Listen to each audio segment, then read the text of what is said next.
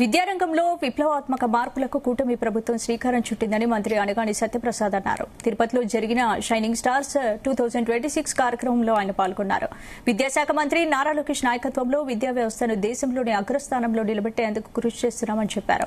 ప్రభుత్వ పాఠశాలల్లో నాణ్యమైన విద్య, మెరుగైన మౌలిక వసతులపై ప్రత్యేక దృష్టి సారించామన్నారు. సర్వేపల్లి రాధాకృష్ణన్ కిట్ల ద్వారా ప్రతి విద్యార్థికి నాణ్యమైన విద్యా సామాగ్రిని అందిస్తున్నామని చెప్పారు మంత్రి అనగాని.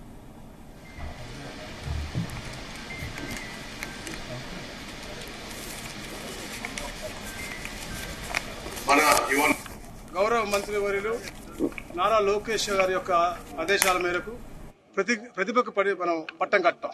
అంటే ఈ ఫెలిస్టేషన్ ఏదైతే మళ్ళీ ఉన్నత మార్కులు వచ్చినటువంటి పిల్లల్ని 10వ తరగతి ఇంటర్మీడియట్ వచ్చినటువంటి వాళ్ళకి షైనింగ్ స్టార్స్ అనే బిరుదు ఇచ్చి వాళ్ళకి సర్టిఫికేట్ ఇచ్చి ప్రతి ఒక్క పిల్లలకి కూడా 20,000 రూపాయలు, అంటే ఆర్థికంగా వెనకబడిన వాళ్ళు అవ్వచ్చు, అలాగే ఏదైతే వెనుకబడిన వర్గాల గురించి అవచ్చు, అందరినీ కూడా బలోపేతం చేసే విధంగా ఒక మంచి వాతావరణంలో, ఒక వైబ్రెంట్ వాతావరణం, ఏదైతే హెల్తీ వెల్తీ హ్యాపీ మనకి ఎన్వైరన్మెంట్ కావాలని చెప్పేసి గౌరవ ముఖ్యమంత్రి గారు ఎప్పుడు అంటారో అలాంటి కార్యక్రమాలు చేయడం నిజంగా చాలా ఆనందదాయకం. ఎందుకంటే ఒక సమాజం అనేది దీంట్లో విద్యలో భాగస్వాములు అవ్వాలని లక్ష్యంతో గౌరవ ముఖ్యమంత్రి గారు ఎప్పుడు కూడా అంటూ ఉంటారు.